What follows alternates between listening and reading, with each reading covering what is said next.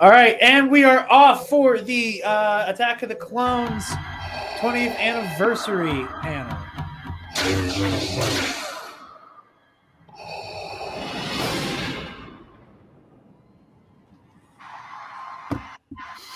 Star Wars Celebration, please welcome your host, Ashley Eckstein. Oh, dude, this is sick. That's really cool. Oh my gosh! Hello! I love that she's hosting it. Hello, everyone! Wow! Well, y'all sure know how to make a girl feel welcome.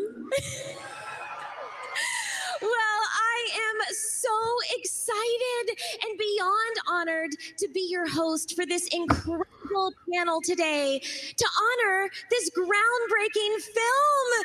This is so exciting.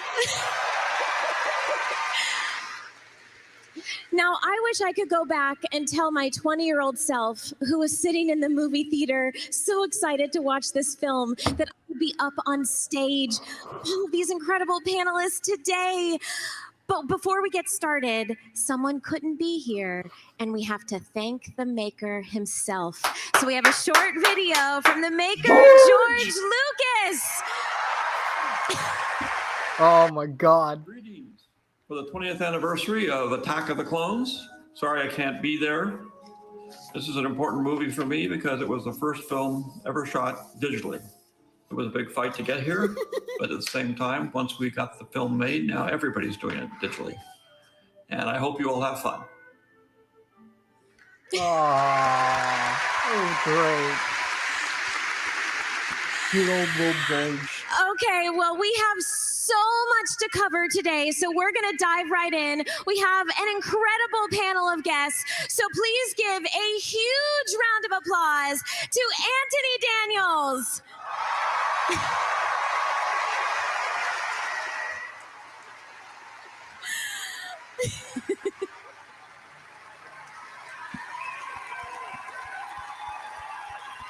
Wait, what? No. Please welcome Doug Chang.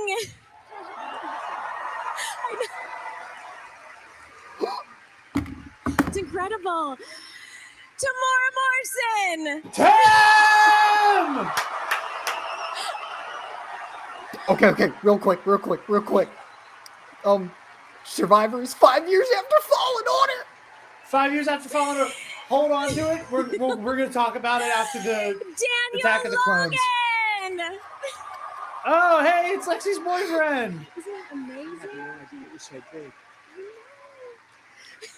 I'm gonna mute myself real John quick. Knoll.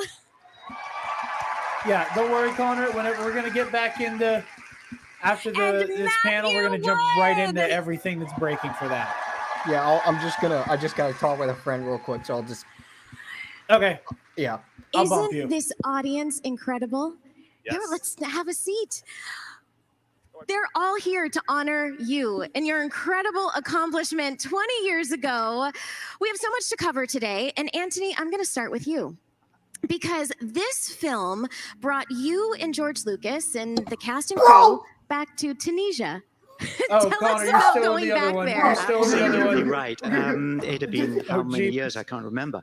But there, suddenly, we were on the homestead, the big planet that we first met Luke and the twin sons and all that kind of thing.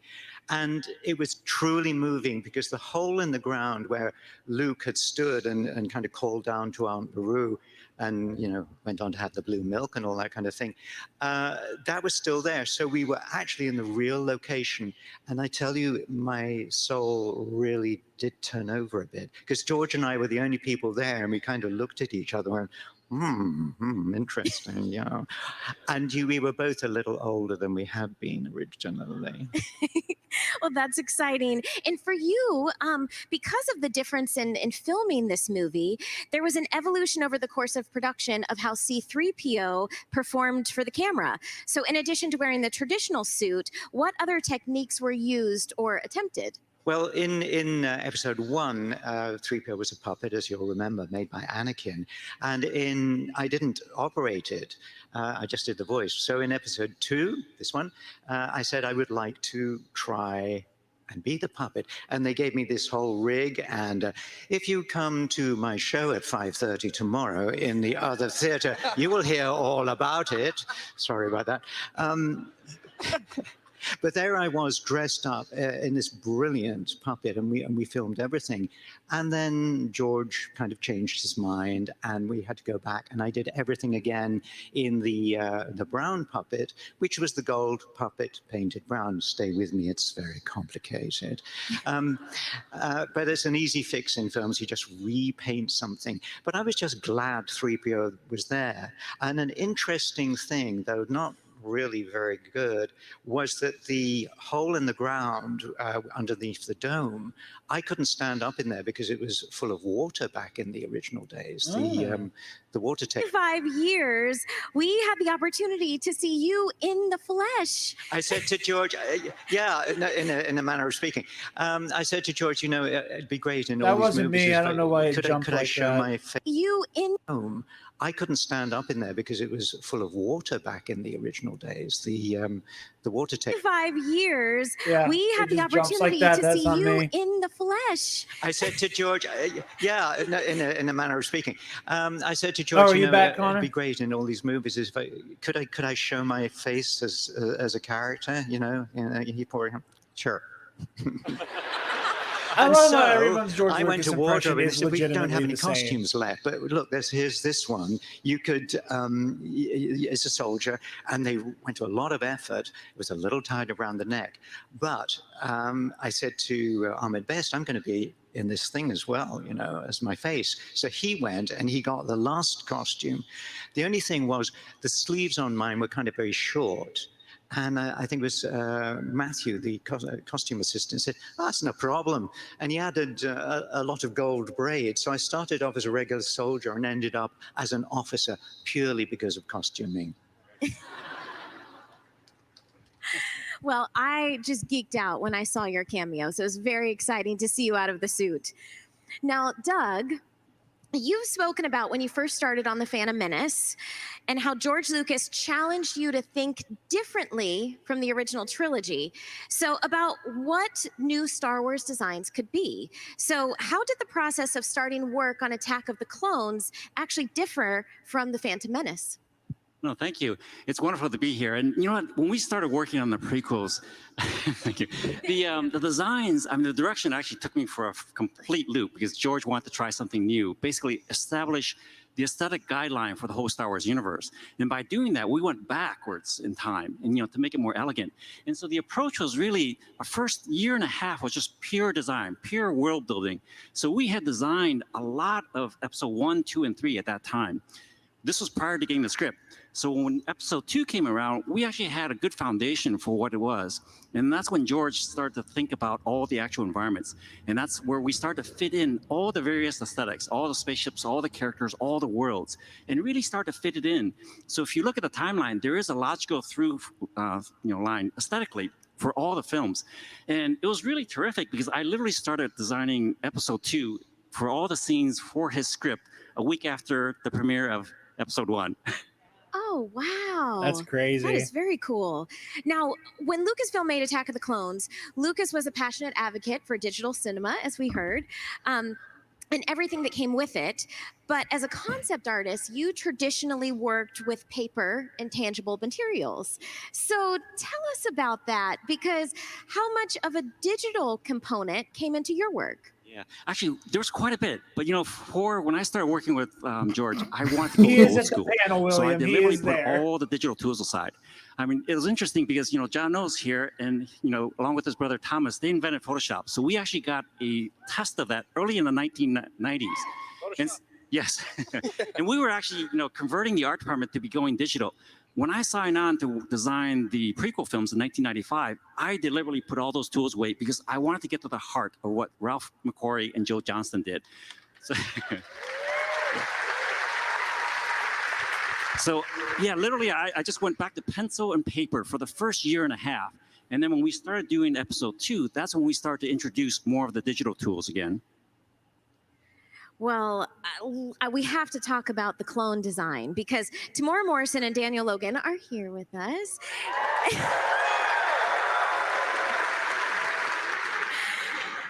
And what? Oh.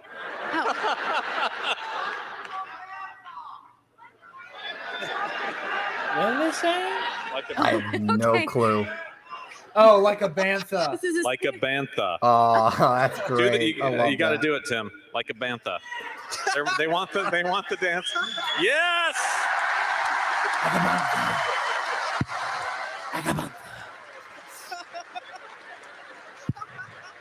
Again, Oh my Star gosh, Wars, I the most love like, it. do the roar. okay. Well, My God.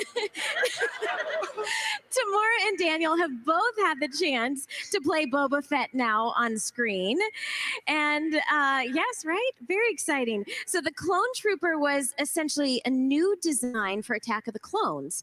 Can you explain how the appearance of Boba Fett's armor helped influence the clone's armor? Yeah, no, absolutely. And this was really the fun of working with George, was that he had pre-planned all of this because he wanted to create the idea that Jango Fett, his armor, became sort of the evolution for the stormtroopers. And so I literally took Jango Fett in his armor and basically kept the original design that Joe Johnston and Ralph McQuarrie did.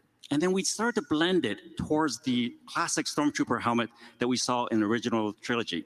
And so if you look at the Phase 1 trooper, you'll see that it has the T-visor shape, but then we start to introduce that downward mouth for the troopers. And that was deliberate to sort of plant the seed that the evolution of those troopers kind of grew into that. And then when you look at the Phase 2 trooper, you can see more elements of the classic troopers coming into the helmet design.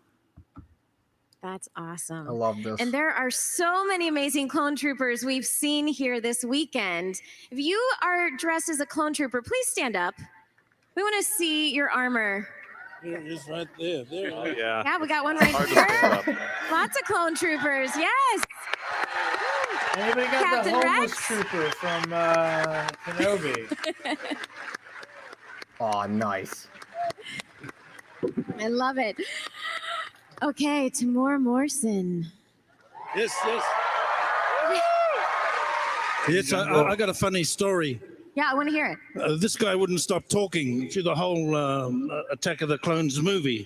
I think he had birdseed for breakfast or something. But we had so much fun, we had to play the father and something. But I remember one scene when Obi-Wan came to visit, check out his army. And I'm doing that Boba Fett, pack your bags, we got to leave. And I'm looking at the monitor because George, in New Zealand, we don't even have monitors, but George has had this big, huge monitor so I could see the shots. And I could see it was kind of a mid-shot. And I'm thinking, Boba, pack your gears, we're leaving. It's the end of the scene. And I'm thinking, maybe it's a bit too wide. Maybe I should suggest to George that he needs a close-up right there. But I thought I'd better not. Beautiful. You I didn't want to be give grateful George for the job direction? and let's not lead George to his directing thing. So 2-3 months later, I get a phone call. Tim, they need you to go to England to do some pickups on Attack of the Clones. And I live in New Zealand. So I flew all the way to England, 24, 26 hours. The next day I got up, went to work, I put all my gears on, and I had to walk in and say, Boba, pack your gears. And they went, thank you. And that was it. You should have said something. I said, can I do take 2 just since I flew all this way? So I went, Boba, pack your gears. We're leaving. Thank you. But yes, it was just, That's funny it as was a shit. wonderful, That's it's great. been a wonderful privilege to be involved with the family and even working with Ewan McGregor back in that time. I was very nervous. It was my first day, and he turned up with his mean Jedi, cool. He's so cool, and he doesn't do too much. He's very cool. And man, we saw it on Obi-Wan up here last night, and just how his performance has matured. And so I was trying to out-cool him. But I think he got the better of me. It was my first day, and I was a little bit on edge. But yeah, we had great fun, eh, Jan? Me and Jenny had a lot of fun too. Yeah, driving our spaceship. Watch out, yes. Watch out. Yeah. Well, I think you're kind of answering my first question, but you have been an accomplished actor, but take us back to the year 2000. You just commenced, principal photography for Attack of the Clones. I did have hair back then, so I missed that. And I was really enjoying the movie up until that Mace Windu guy turned up. In fact, I didn't see the end of the movie. Oh, wow. Guys, I really think Tim's getting ahead of himself. Yeah. I think he's top on the Fuck list. you, anyway, Connor. for That Boba was Fett. funny. No, that was good. That Mace was Windu's good. top of You the didn't list. even react to it, you fucker. The assassination list I'm talking about. Well, clearly, you didn't have any fun at all filming Star Wars, did you? From the moment I had to try on the costume, I was just going, ooh, this is cool. Yeah. Ooh, this is cool. Man, look at these guns. Until my first day when I was doing the fight scene. And then I'm breathing. Now I can't see anything. It's all fogged up. Now I can't hear anything because of the helmet. And I'm standing there going, I'm sure they've said action, and I'm standing here looking like an idiot. Then I almost fell off the stage a couple of times because I couldn't see anything. But yes, I had so much fun. So much fun. I think I killed George. I keep singing too much. Well, I loved watching you and Daniel perform together. So tell us about the scene. You're in the cockpit. You're staring at just a blue screen. So tell us about working together and just using your Thank imagination. you, William. William thought my joke was Well, you funny, need a little Connor. bit of that, yes, because we're not actually in a real ship. You only got something. Actually, you didn't even have a handle, I don't think, right? No. There we are. All that came in later. But anyway, you got to sort of go like this. I thought it was fine. I know, I'm just being honest. Yeah. You're not getting ahead of yourself.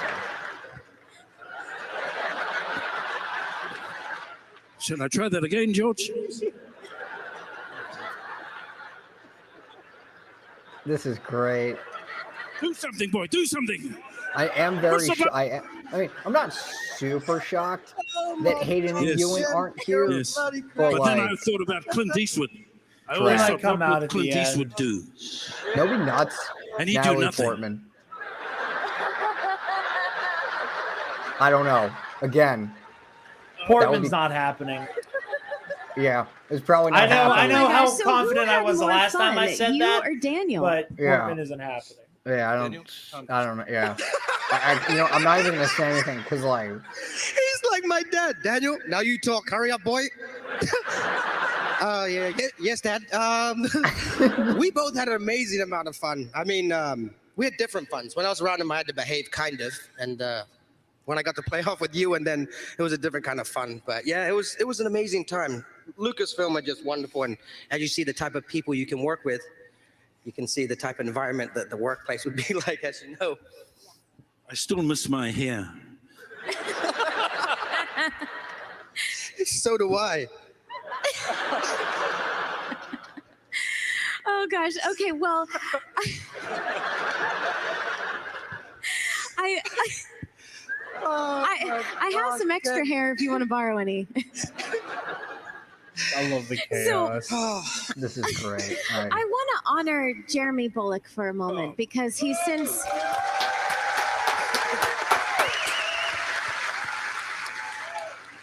Yes.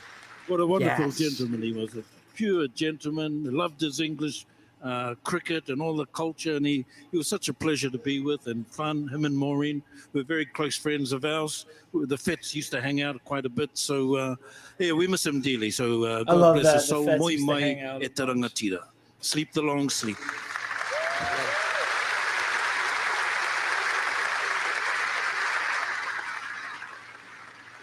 The universe is truly not the same with the family members that we've lost. And so, Jeremy just did such an amazing job representing Boba Fett. And talk to us about, did you really try to honor him with the precedent that he set? Did you pay attention to his performance, or did you get a chance to meet him before you donned the suit? Or when did you meet him throughout the process?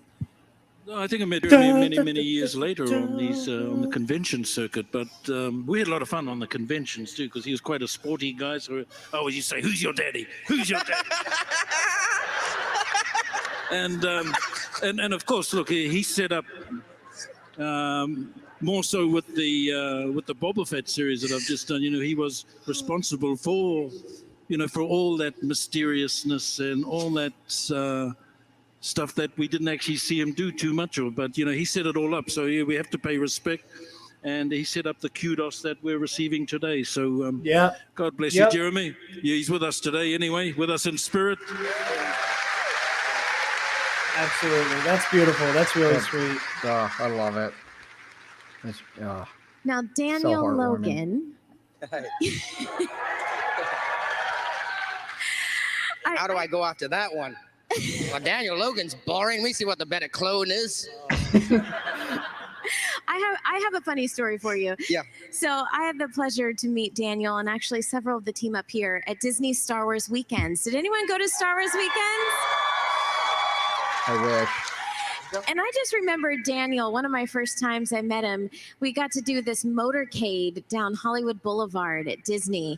And, they told us, they're like, do not jump out of your cars. Stay in your cars, just wave to the crowd. And we get out, and Daniel jumps out of his car and is just running around it, high-fiving everyone. It sounds like Daniel was a little shit when he was a kid. And so yesterday, all of a sudden, we're in the Little library and I rascal hear cars. these poles just clanking and falling. And I look over and it's your son knocked down all of the poles. And I was like, yep, that's Daniel's son. Yep. I picked him up in hopes that no one saw him, and we could try to walk away really quickly, but obviously he saw. Dang it. Yeah, my son, he's just like me, but more ADHD and a lot more energy. He's my kryptonite. He started to steal my energy. No, I share that because we love your energy. You are such a light and such an amazing member of our Star Wars family.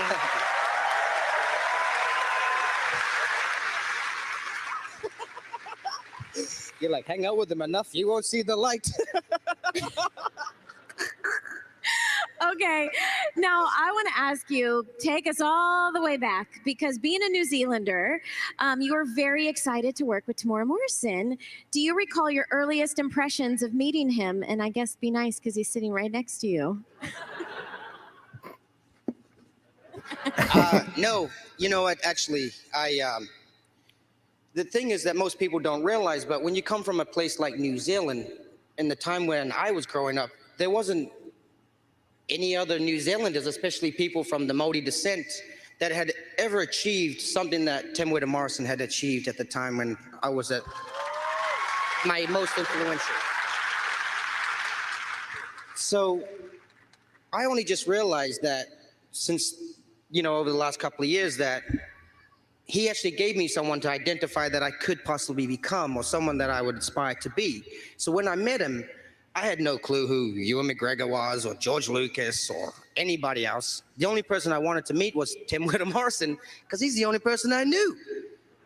So people say, well, you did an amazing job with young Boba Fett, but it was a collective effort from all of the adults that were helping me in the scenes that I was working with, but especially Tim.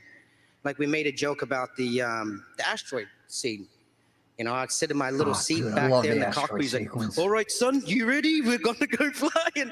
They gave us his TV, He's like, all right, we're going to, move to the left. And we moved to the left, I'd say, he's like, oh, come on, you could do that better. Do it like this. I'm like, all right, act cool. I just remember him saying that to me all the time. But yeah, I love him. I mean, this is adorable. I've said many times when he said that, you call me dad and I'll call you son. It was really the reason why that father and son bond was really so strong, really because of him. But nowadays, everyone always asks me if he's my real damn father. I never knew my father most of my life. He was somewhere else and could possibly be. I mean, New Zealand only had 2 million people. So I never discredit it, Wow. Like, I don't know. It's an island life. Oh my God. But I remember, Ashley, we were looking for little Boba because they decided to cast me. So I had to drive, was it Robin Gurlin? Robin Gurlin, yeah. I had to drive Robin around New Zealand to try and find a little Boba. And we were racing down south of Auckland. I was going a little bit fast. And I noticed a cop car did a U-turn to chase us. And I'm with Robin Gurlin. I'm saying, I think that cop car's chasing us. Yes, I think it is chasing us. He pulled us over. The cop come up to the window. Do you realize how fast you're going, sir? I went, do you know who this is? This is Robin Gurlin. She's casting for Star Wars. This is your lucky day, officer. I could get you a part in this movie, officer. And he still gave me a ticket. But anyway, we found the little Boba eventually. thank God he did, or I wouldn't be young Boba Fett. They were like some 25-year-old man playing young Boba Fett. Well, he let me off the ticket. I had to give him the role. That's a what But if. we still, I mean, I love that would Tim. be a I can crazy call him what if. anytime, and he'll always be there for me. And he really has become like my father. I didn't grow up with one, like I said, for most of my life. I was adopted later on in life, but Tim became my father. And he would call my house. I have 6 siblings, and my mom raised us all. So she told us, if your father calls, just hang up the phone. So my father calls. Hey, here's my son there. My sister hangs up the phone on him. He had to call back. Damn it, well, she learned. She knew what my mom told us. Like, this is a Star Wars dad, Tamora Morrison. Remember how famous he is? My sister was like, oh my gosh, Tamora Morrison? Daniel, where are you? Like, oh, hey, Dad, how you doing? Like, oh, you think you're fancy now? You got a dad? Jesus Christ! Oh my God! That's enough about us, I think, yes. Let's move on a bit. Let's move on to... Yes, Connor exists, William. He Well, does. He does exist. You all obviously have a very, very close Yes, bond. I somehow Tell exist. me about that fateful scene where you had to pick up Django's helmet. How did George Lucas prepare you for that scene? Because that scene is devastating. It was the greatest scene in Attack of the Clones. Well, it was great. Not for me. No. Greatly devastating. So that's the only part I ever watch over and over. I'm like, now I'm the baddest bounty hunter in the galaxy. Peace out, Django. Not realizing I'm a damn clone donor of this guy, so he obviously goes back to be Boba Fett. Dang it. Wow. No, actually, It's a big moment. It's a big... so that was the only time I ever got to touch the Jango Fett helmet, by the way. It was always stuck on your head. You didn't share it much, but so what happened was George actually forgot about These this fucking scene. guys are And great. he didn't. This is incredible. We only had like me, him, and like a one camera guy or something. There wasn't many people. And George, I was just getting out of my wardrobe, and he comes in the wardrobe room. He's like, "Where's my Boba Fett?" And they're like, "Well, somewhere around here." He has this little like collectibles. So I had to get back into my armor, and as I'm getting back in, he grabs the Jango Fett helmet. We walk into the arena scene. And as I do, he grabs the helmet and he goes, okay, I'm going to need you to crouch down and put the helmet to your head as softly as you can. But when you get about here, kind of nod on the helmet. Well, as I'm in my 30s now, I can see why he was kneeling on one knee when he told me to do it. And I kind of did it like I'm taking a number 2. 13, you know, my knees are really strong at that age. Bounce right back. So I didn't know that he got his head chopped off. So we went to the premiere, and it was like that. Oh, everyone was like speechless when Jango Fett got his head chopped off, and we were together, and I'm the only one who went, yes! Not knowing what George had done. I'm like, man, I'm gonna be in episode 3. I hit the jackpot. Wow. Oh. Hey, they gave me a Lego game. They gave me a Lego game, thanks to Matt Wood and his magnificent talents. That's But true. yeah, that's how I found out that my dad got his head chopped off. Wow. So I was hoping one of us would come back in episode 3. And it was this guy as another clone. Wow. I could listen to the two of you talk all day. You're a show. They're a show. Book of Daniel Logan, please. I have the best clone, though. I Yeah. have a clone. Her name's Omega. we're still all gonna try to figure out how she came from him and became part of me, or somewhat, whatever. You know what I'm saying? You guys, yeah, you know what I'm saying. All right, well, John Knoll, I have some questions for you. So, yes.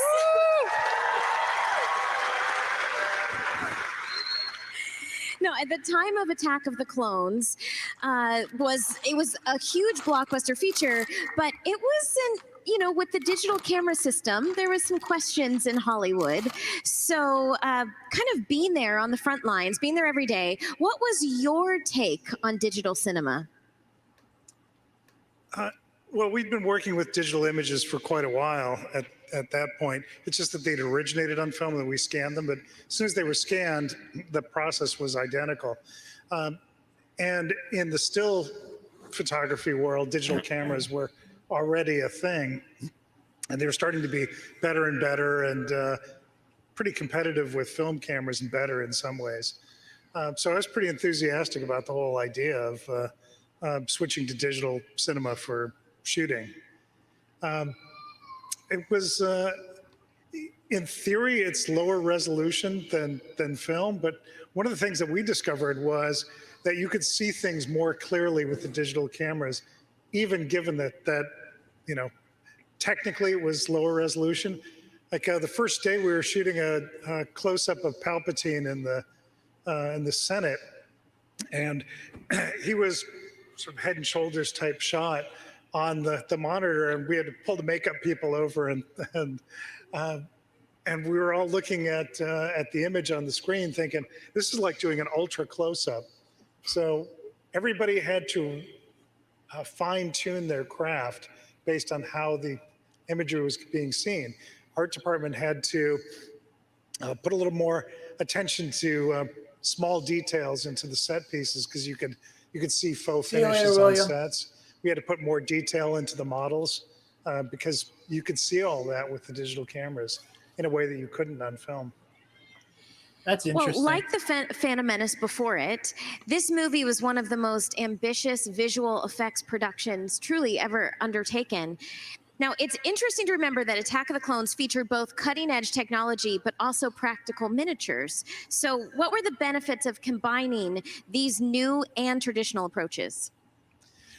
Well, my background is miniatures and motion control photography. So I still have a deep passion in my heart for those practical effects. So I always will jump at a chance to build miniatures and include them in the work. And as a practical matter, it helped us load balance too, because there's work that can be done or that should be done digitally, and there's work that should be done practically. And then there's a bunch of work that can probably go either way. And I tried to balance the workload. So we kept a bunch of stuff going through the model shop and our stages, and we kept things that really needed to be computer graphics going through the computer graphics department. But a lot of this was about just trying to get that huge volume of work through. So you used every tool you had available. And yeah, God, I love these models. That Geonosis Arena was so cool. A spectacular bit of sculpture. I love Beautiful. Now, visual effects movies will often have one or two complex scenes. This movie had many. Tell us about one of your favorite, huge sequences from Attack of the Clones. Well, the Geonosis Arena was really a fun one. There was sort of an unfortunate side effect of my electing to want to do that with miniatures, and that the sequence sort of grew and was a little bigger than what I'd expected. But I'd already committed to building this miniature for the whole thing. Then we got the cut, and it was, 300 shots or something. And when you're shooting an element like this, you can shoot about maybe two elements a day. And if you think about 300 shots and 2 elements a day, there isn't enough time to get that done in our post-production period. So we had built the miniature in 45-degree pie wedges, so it could be taken apart, actually for camera access. But what we ended up doing was we took all the shots that we're looking in this direction, we gave that to one crew, and I had another crew shooting the other direction, and then we had a third crew shooting on one of those at night. Wow. So yeah, I had to have crews running day and night to be able to shoot all the elements of this. Wow. That is amazing.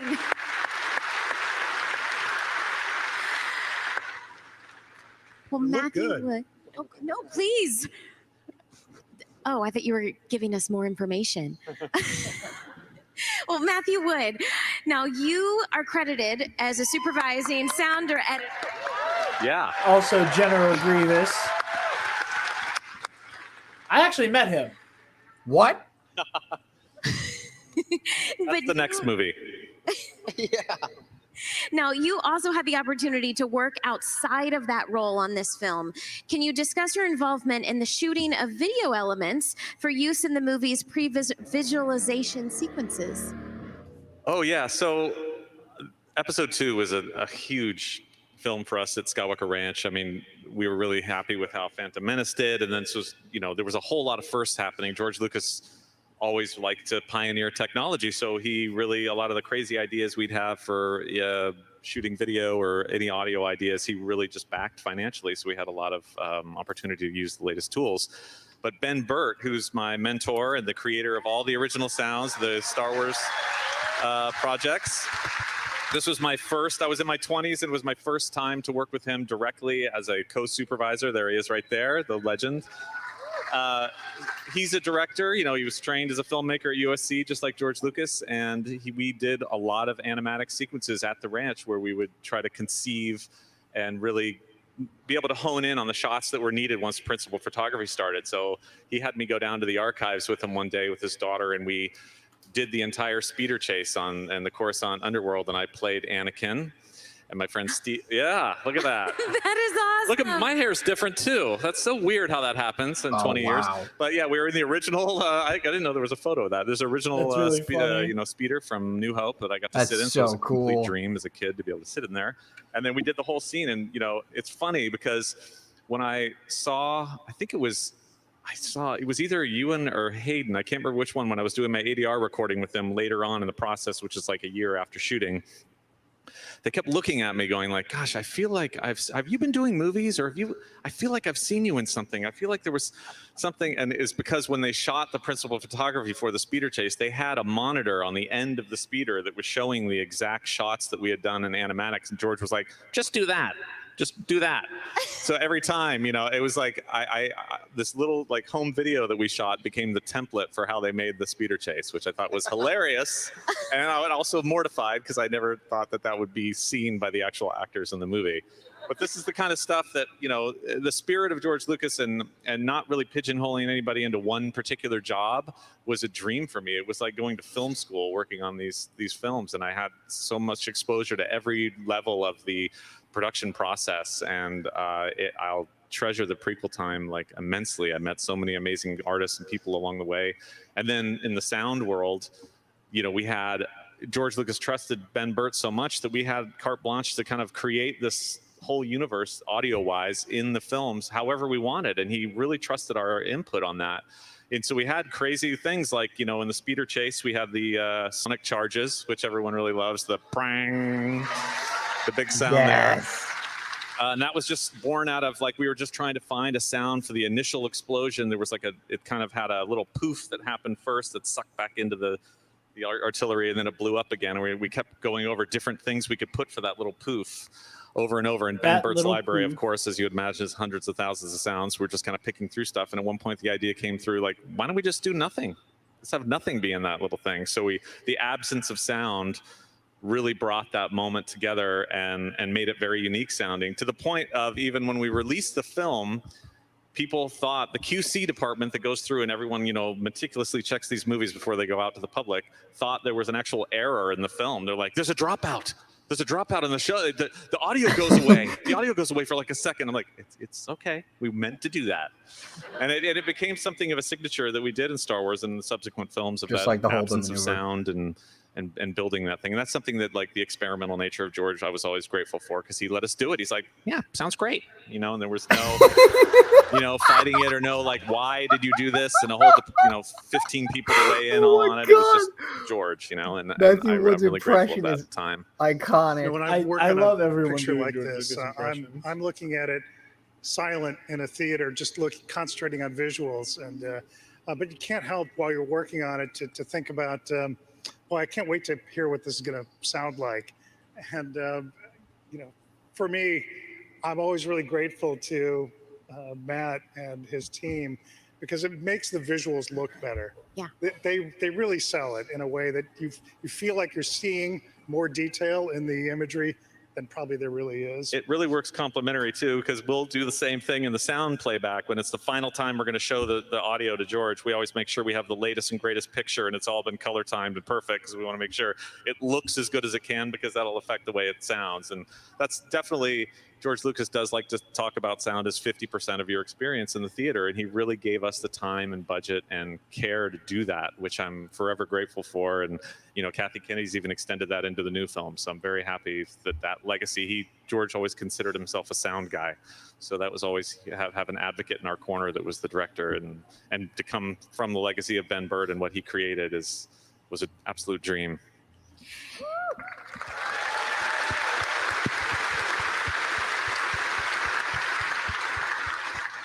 Now, you got to go to Australia and like record sounds with Ben Burtt. Yes. So tell us about that trip. Well, Australia was a major component in this was the first film we did it. I think it was because it was Leavesden, right, for Phantom Menace. So yeah, we got to go to Sydney Studios there, Fox Studios, and they were just wrapped Moulin Rouge, which was one of my favorite films, and the sets, some of the sets were still up. Nice. So we got to come in right after that, and I was kind of ensconced there in Sydney for a while, and Ben Burtt was cutting the picture, so he was sort of locked down on the production side, or he in the production area on set. And so I went out on adventures all over Australia, up into the northern Queensland area, into the rainforest, down into Melbourne to record like penguins. And that's the wonderful thing, that they gave me so many opportunities to do. And Australia, from a Northern American California, that's very far away. And it's like, you literally feel like you're on the opposite side of the world. And I think the water even goes the different way down the drain.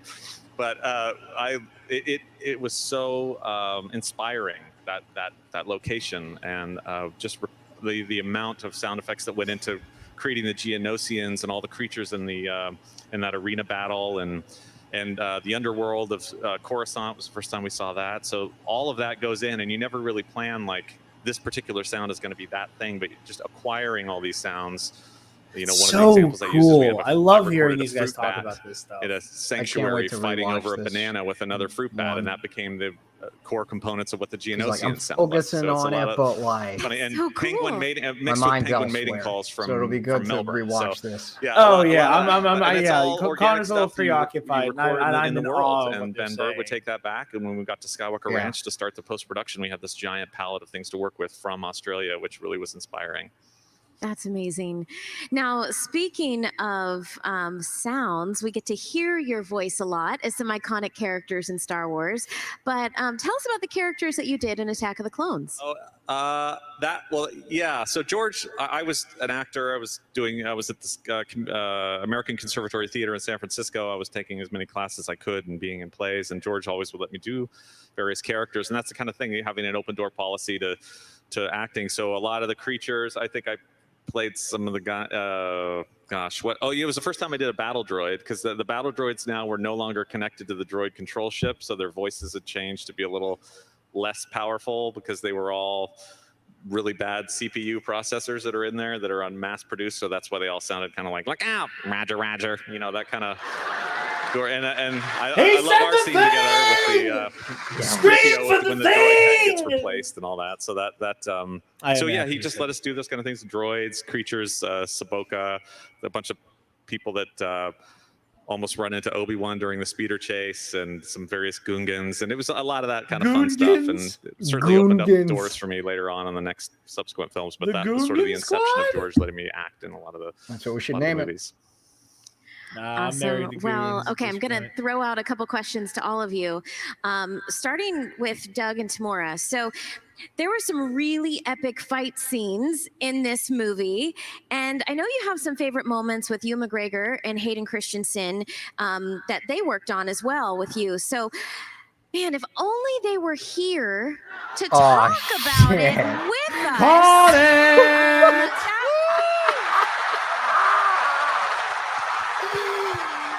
Yes. Yes. This feels so nice, especially just after Kenobi. Oh, God, this might be one of the best Fridays of my entire life. And you're not even there. I know.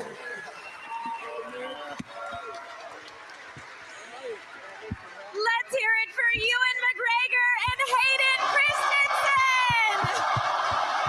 Dude, this is the closest, as far as I know, we've gotten to live action hit Obi-Wan, Anakin, and Ahsoka. Oh my gosh, surprise everyone! I say as far as we know, because like... Well, welcome to our Probably, panel. probably And flashbacks. congratulations on 20 years of Star Wars Attack of the Clones.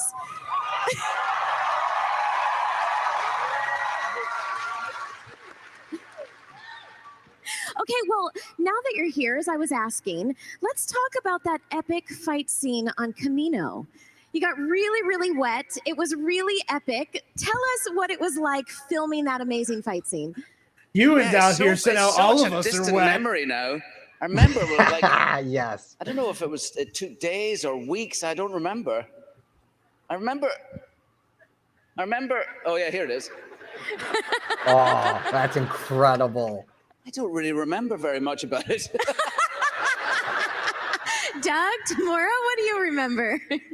I remember seeing my double eating all the biscuits. And I was getting wet. Man. So I thought maybe I should be eating the biscuits and the double can get wet. But yeah, I was telling the crowd earlier, I was very nervous on my first day working with you when you came to see the army. And you were so cool and very, didn't do much. You were just stillness. Stillness was so powerful. So I was telling the crowd I was trying to out-cool you, but it never worked. It never worked. I remember the rain and it was tough. It was tough to do. But we had great help. I started working with Nash Edgerton, who's Joel Edgerton's brother. He's a filmmaker now, and he's an actor, and he's a very good director. But he was a stunt double, and he was my stunt double in Moulin Rouge. And oh, that's cool. I didn't have many stunts in Moulin Rouge, really. I can't actually remember if there were any, but he was my stunt double in Moulin Rouge. And then because we were in the same studio, and literally we went so over schedule on Moulin Rouge that they came in with bulldozers and Star Wars came in with bulldozers to take our sets down to get theirs up in time for us to start shooting. It was really back to back.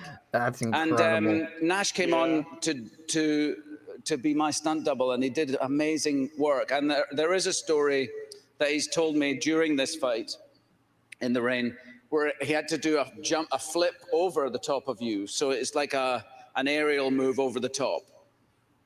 And I don't do that kind of thing, not even then.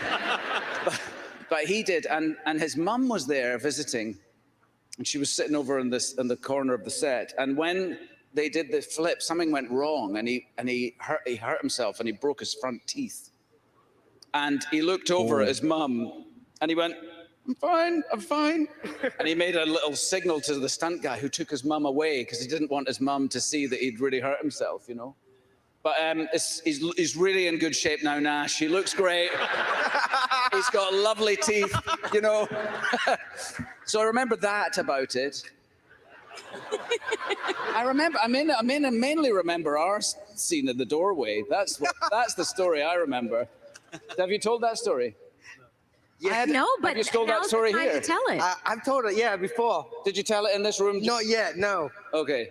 Shall I tell it? Yeah. Yes, we want to hear it. George, when I come to their door, the first time I meet you, and you open the door, George wanted you to look sort of suspicious of me, you know?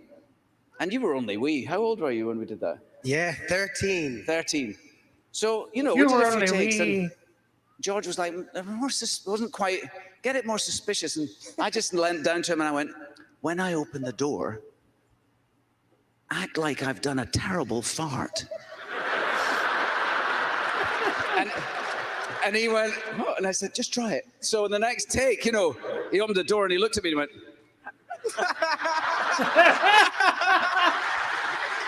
and it totally I've heard worked. this story before. Oh, moving on. You weren't method acting though, and that's No, I couldn't help him for real, but These are the stories we want to hear. Trust me. Well, Hayden, and nice to meet you, Sky Guy. Aww. That was cute. Also, Oh, she said the thing! that's incredible. Keep saying the thing! Yeah, thank you so much. I really appreciate that. I'm taking Tamora's advice to just act cool right now. Okay, I want to talk about some of your epic fight scenes because this was your first Star Wars movie. So how much training did you have to do to look so cool with your lightsaber? And we recently saw some photos from Vanity Fair of you looking very cool practicing with your lightsaber. So how much training did you do for this film? Yeah, there was quite a bit of lightsaber training, and for me that was always like the most fun.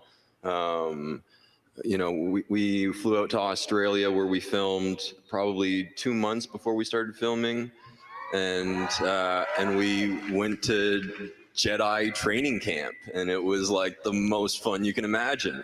And our amazing stunt coordinator Nick Gillard, whose contribution to the prequels, just you can't say enough about it. What he's done with the prequels was just incredible at what he did, and sort of made it not only fun but really easy. And these fights are choreographed like elaborate dances, and you just sort of learn where your feet are supposed to go, and you learn it in sections, and you sort of take it bit by bit. But yeah, I mean, that was sort of where Ewan and I got to spend a lot of time together and sort of form our early bond, and just so much fun.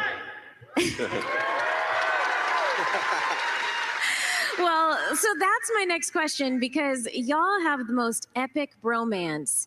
And, and tell us about forming that bond. Yes, look at that. I mean, Ewan, that mullet is on point. Yes, I agree. And Hayden. People said that I brought the mullet back, He truly did. I don't think it ever left. Hey, Hayden, the rat tail's sexy too. It's, yeah. Scandalous. I like that little Padawan braid.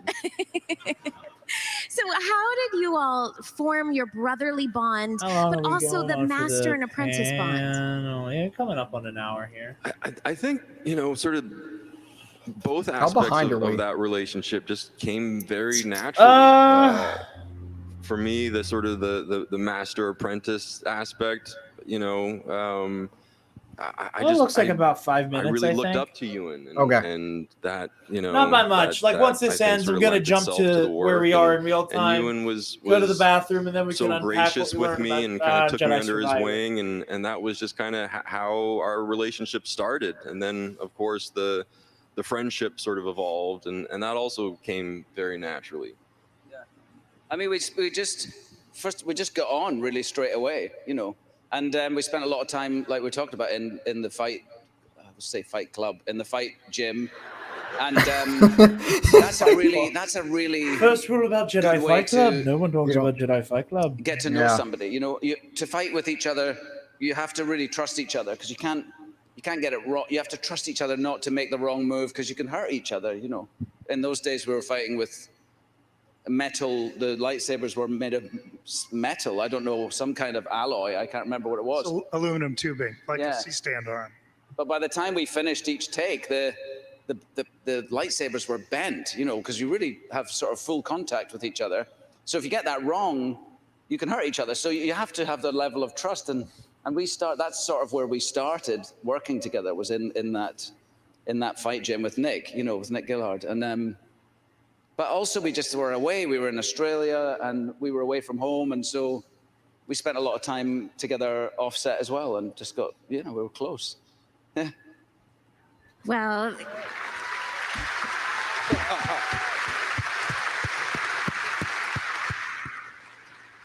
so this question is going to be for all of you. And we'll start here with both Hayden and you. And first of all, I have to say, this is a spoiler-free zone, but congratulations on Kenobi. Thank you.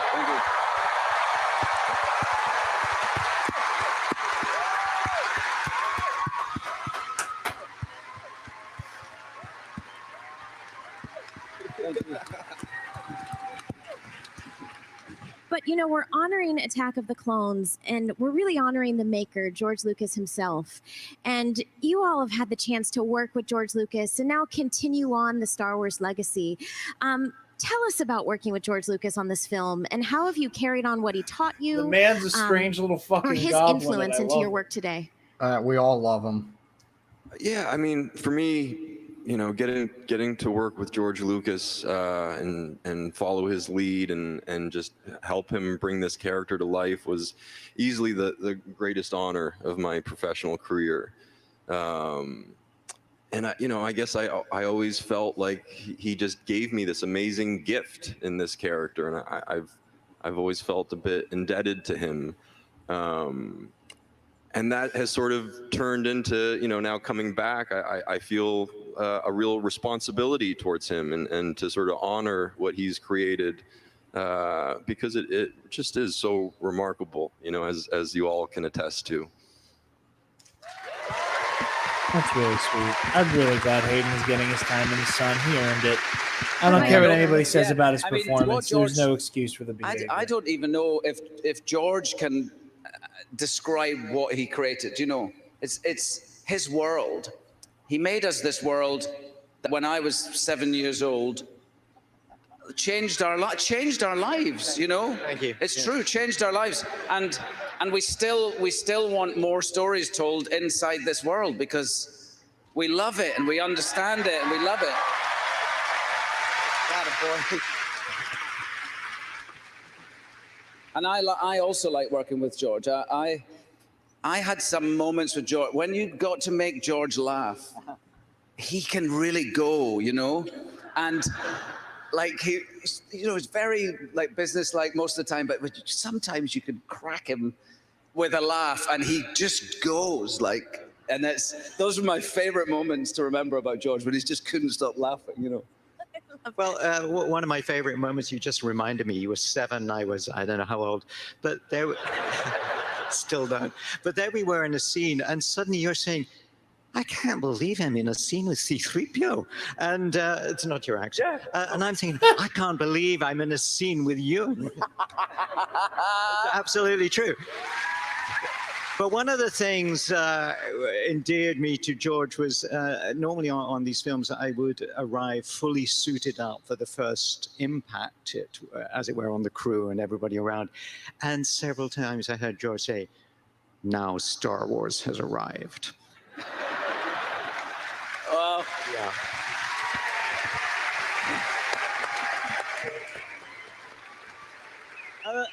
Only because, you know, 3PO was one of the first images that you saw in the first, you know, sound you heard. Because George did obviously create this, what has become known as his enormous sandbox, which has given us the opportunity to work in, and all of you, the opportunity to play in and belong to each other. And I think that is one of his really great legacies. Yes, 100%. 100%. 3PO gets it. 3PO gets it. And Anthony, you're very humble, but you have been here from Also, the have we beginning. been saying his and I name think wrong for years? Anthony Has it been Daniels deserves Anthony a Daniels this huge entire round time and of not applause. Anthony? What? Dude, today's just full of surprises. It really is. Wow.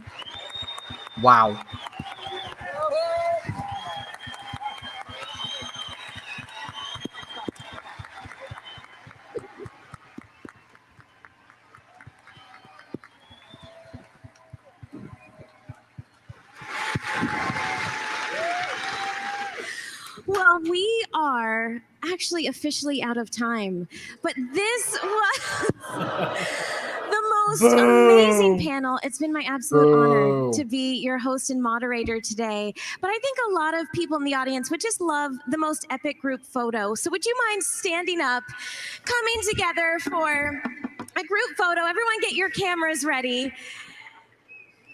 And look at this incredible group of people. Freaking love Ashley, dude. Oh, this is phenomenal.